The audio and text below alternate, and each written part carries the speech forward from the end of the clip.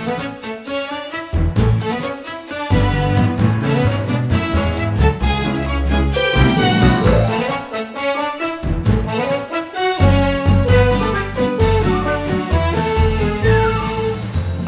Hearties, back at you for another episode of Pirates! That's right, I'm your Captain Edward Teach, and this is our vessel, the Queen Anne's Revenge.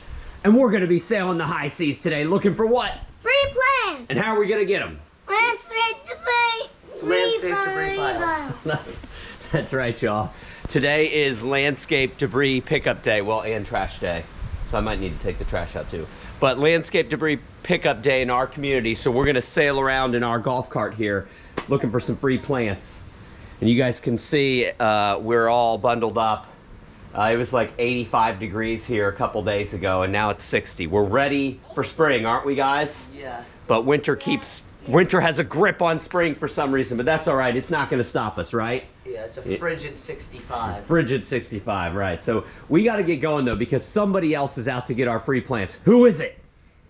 The British Royal Navy. The British Royal Navy, aka the Waste Management landscape debris trucks. They'll come along and crush up all of our plants if we don't get to them first. So we're gonna get going down the road here, and we'll get back with everybody when we get something good. Yeah. We're gonna get some good stuff. Right, Raymond? Right. All right, it is still super dark outside, but somehow we spotted some bromeliads here. Where are they, kiddo? Teddy's gonna grab them. Let me see. Nice. Oh, they look like good ones too. Yeah. All right, we'll definitely save those from the trash. All right, I can't tell here, but it looks like we might have rolled up on some more. Yes, some more bromeliads. Oh, it's a different variety too. Excellent. Nice, smaller variety. Okay, we're definitely saving those from the trash. All right, we got like a whole pile of plumeria sticks right here. And they just look like sticks because it's winter still. But plumeria is a super easy one to root from cuttings. It's like the only plant that loses its leaves in our area in the wintertime. But yeah. So who knows what kind of plumeria this is or what color the flowers are. Kind of rotten. Yeah, but we'll be able to trim that up. Oh yeah, that one's real bad. Let's pick maybe two better ones than that. Yeah. We'll save some of these from the trash. All right, it's finally getting somewhat light outside. We can kind of see what we're doing. Makes our job way easier than driving around in the dark looking at black piles of who knows what. So we're doing good so far. Yeah. Just gonna keep going. All right, y'all. There's the enemy right in front of us, crushing up all of our plants. Oh no, they're turning around this cul-de-sac. They're coming for us. And they have a way bigger ship than us. I think we should flee right now. Yep, we're gonna flee. We're out of here. All right, looks like we got a whole bin of Schefflera here. Schefflera is a super easy one to root from cuttings. This looks like the solid variety. You can see the homeowner here has the gold Capella variety, the variegated variety right there, but both are easy to root from cuttings, so we'll save some of those from the trash. Wow, look at that plumeria right there. That is all plumeria. This whole pile's plumeria. Oh my gosh. That is crazy. That's like a giant plumeria tree right there. I wish I could fit it on the golf cart. Look at all the plumeria. Oh my gosh. All right, looks like we might have an areca palm in the trash. It's gonna need roots. Does it have roots? No. Wah, wah. All right, we just rolled up on some more bromeliads. This time it's these giant orange variety. These things are huge. They're probably all stuck together too. Yeah. Can Teddy get one of them out of this pile? Oh, there's a good one. Yeah. Nice. Yeah, nice. We'll definitely save that one from the trash.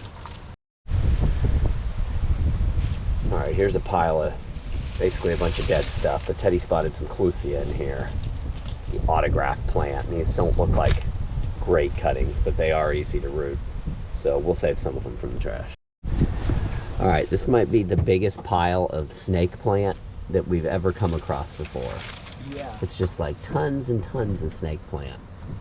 Looks like we have some with roots, some without. It doesn't matter because you can root this without roots, but we'll save some of these from the trash. Yeah. Look at that pile, holy moly.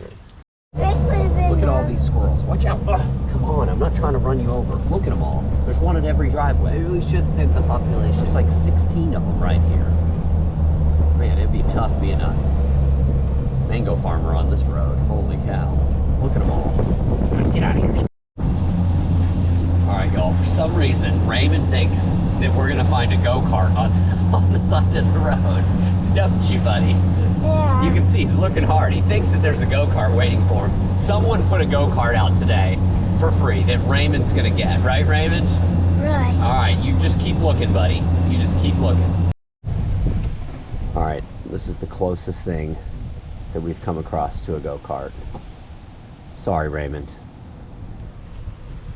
No go-kart today, kiddo. All right, we're gonna do a little surf check here. It's been real windy and crazy the past couple days. We haven't gotten any surf in. I have a feeling today, yep, today's gonna be the same. Holy moly. Oh, it's wild out here. Definitely won't be surfing today. Is the shark still there? No, it's gone. Yeah, we had a... Oh, no, someone's buried.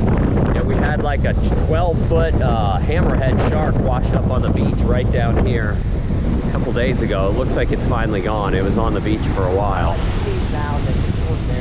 Gotcha. You can see it is crazy and windy out here. The birds are everywhere. Might be good fishing. Yeah. All right, let's head back to the house and show everybody what we got.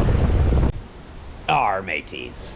We made it back to the house with not the greatest haul, but we did get some stuff. So let's show everybody what we got today. I'm still amazed we're getting anything after the freeze we got a month or two ago, but all right, what we got first? What we got first? First, we got some snake plant. Yes, snake plant. So this is one that you can root from cuttings, or with, you know, you can, if you have roots, you can just plant it. And it looks like we have, you can see right here, this was a cutting that has started to form roots. Snake plant is in the Dracaena family. The whole family of Dracaena plants, from my observation, took the worst beating from the freeze that we got 2 months ago. Just the worst beating. Every one of our Dracaenas just look like sticks right now. Every one of them. The Dracaenas just really took a beating, and we were wondering if some of these were even going to come back. And my youngest son noticed the other day that we are starting to get some new growth on them. Yeah, then if you look closely, they're popping out everywhere. Yeah, now they're, yeah. But I mean, you can just see, like, here's another one right here. They're just literally just sticks in the garden right now. Do you see any new growth on this one? No. I don't. Neither. Oh, this is spongy right here too. That needs to be cut off. But they, the Dracaena, everything that we have in the Dracaena family, the marginatas, the snake plants, the Song of Indias, they all just did terrible, terrible with the frost. If you want to plant cold hardy plants, tropical plants, do not plant plants in the Dracaena family. What's funny is we see Dracaenas in Georgia. Yeah, I think they just treat them as annuals. They just it is quite crazy. You know, I grew up in North Georgia. Teddy was born in North Georgia. Our youngest son was born in Florida. We've been down here for a while, but I grew up in North Georgia, and you know, the neighborhoods up there, they do their little landscaping at the front entrance every year, and you know, then it all dies in the winter and they replant, you know, pansies or whatever. But now we've started to see they're planting tea plants and stuff like that up there. It's so crazy. And of course it all dies, you know, in the fall, that when they get the first frost. But I mean, that stuff was not up there when I was growing up. That's certainly something new. Certainly something new. But anyways, what we got next? This giant bromeliad. This giant orange bromeliad. This was even a small one for the pile. Yeah, I know. So this is a big bromeliad.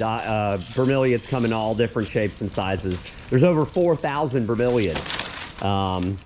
And of those 4,000 bromeliads, only one gives you food. Which one is that? The pineapple. The pineapple, yeah. I know I got a couple pineapples, even with the frost or the freeze we got. Some of them still made it through. You can see this plant got pretty much obliterated by the freezing temperatures, but it still has a pineapple right there, and it's looking good.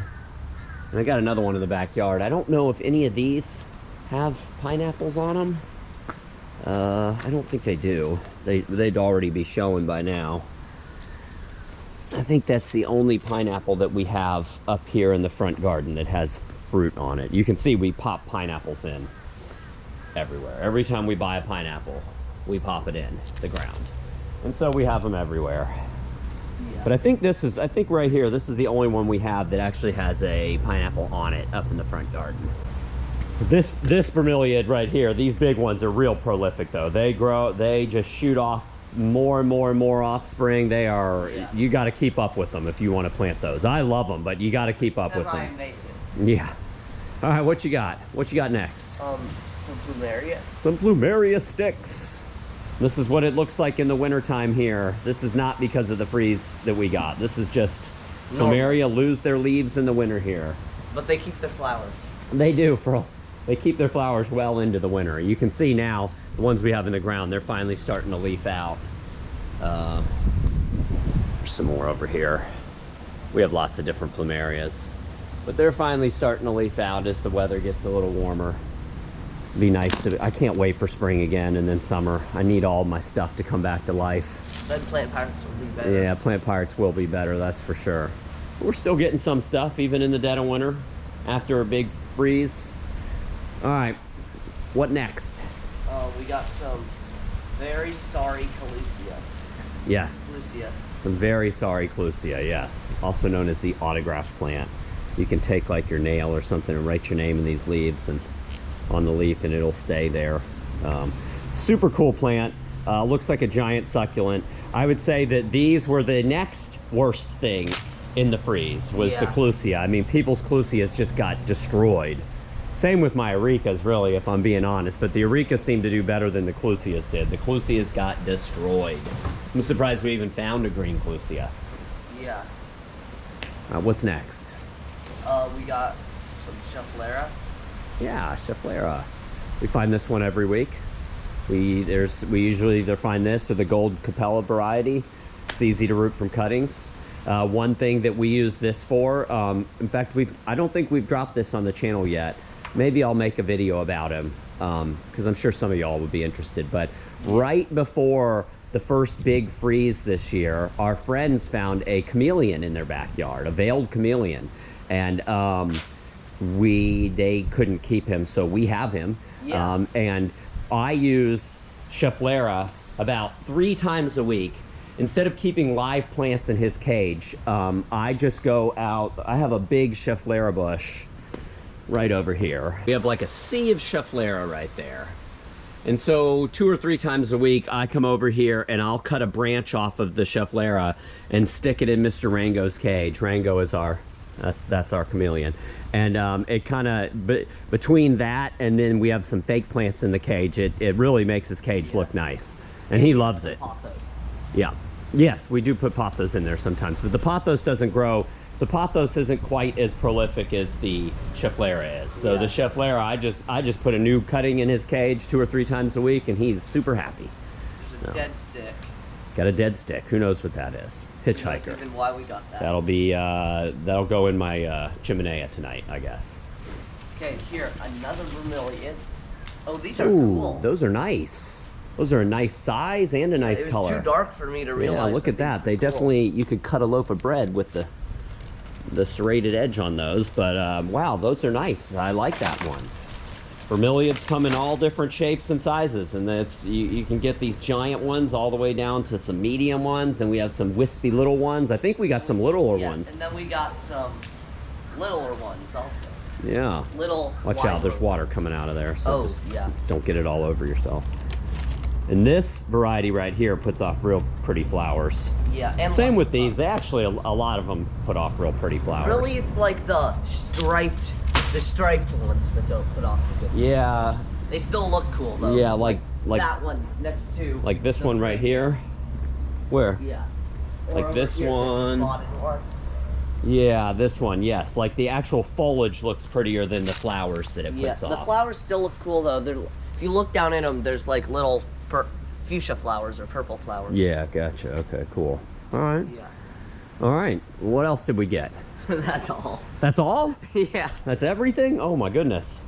Today wasn't the best day, was it? No. You know, though, that's all right. I'll save all these. I have, like, we've showed it before, but I keep a lot of plants that we just aren't ready to plant yet or don't know what to do with over here.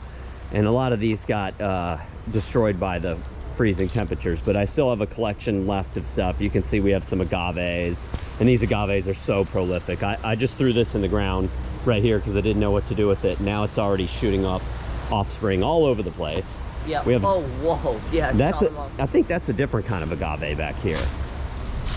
I don't know. Agaves like to shoot off their pups 10 feet away. Yeah, they every do. once in a I while. know. It's so random. It is random. You'll like have one there, then right here it'll pop up. Yeah, it's And yes. You don't know why. Very random, but this is kind of our staging area. So we'll put the bromeliads we got today in here. These were my desert roses. Got totally destroyed by the frost, or by the freeze, but you can see they're starting to put off new growth right there. Oh, great. These were special plants. I should have planted them in the ground already, but go check over here real quick while we're over here. I have a little experiment going on with some mangoes. I really, really, really want to discover my own mango variety. Yeah, I think that'd be cool. And name it and get to name it and everything. And I'll do some videos on how you do that. But the short of it is that basically mangoes have two kinds of seeds, basically a monoembryonic and a polyembryonic, meaning mono means one, you know, so that means that the seed will just give you one plant, whereas polyembryonic seeds can give you multiple plants. The cool thing about monoembryonic seeds is that they're not true to seed. Like if you plant a seed from a monoembryonic mango, it may or may not be a clone of the parent. But what that means is it could be better or different than the parent. Yeah. So we've started to plant, I've started to plant lots of mango seeds of different varieties. And you can see I have little mango trees now popping up. And I'm gonna try to discover my own mango variety. Yeah, hopefully so we can make better Kent somehow. or something, I don't know. But we're gonna, I'm gonna try. So, and I'll do some videos on that. That experiment's kind of in its infancy right now. So, let's see, we have some buckets of mulch here we got from our farm. My buddy Chad from Britain Tree Services drops off mulch at our farm, and then I use it at the farm, or I put it in these big bins and bring it here and spread it around. I just did the mulch on this bed right here yesterday. Real nice mulch. Yeah, it is. And I mulched some beds up here, and then I also did our whole front garden about a week ago. I'm just slowly going around the property trying to get my spring mulch job in. You're going mulch crazy. Yeah, mulch crazy. All right, so what do we got to pick a favorite, at least one find of the day. I guess the bromeliads. I'm going with the bromeliads too. That's got to be the find of the day. These They're specifically. actually cool looking. Yeah. Like, Yeah, look at that. Look at the spikes on them. It's crazy. All right. I would say that's the find of the day too. Everybody out there who's watching, we'd be interested to know what you think the find of the day is. These bromeliads are good too. They put off really pretty flowers. Yeah. But I like the way those look. So I'm calling that the find of the day. I would agree with you, Teddy. Anyways, y'all, post down below. Let us know what you think the find of the day is. I hope you enjoyed the adventure today. If you did, maybe you'd consider subscribing to our family's YouTube channel. And if they don't, what's gonna happen, bud? your house will burn down. Oh, what? Your house will burn down? Teddy, come on. Teddy's a nice kid. Why would he say that? I don't know. Ours won't. I think he, look, yeah, it's true. I think he really wants you to subscribe to the channel, though. I think that's what it is. So maybe if you're feeling generous, you subscribe to our family's YouTube channel. Until next time, everybody out there, take care. Bye.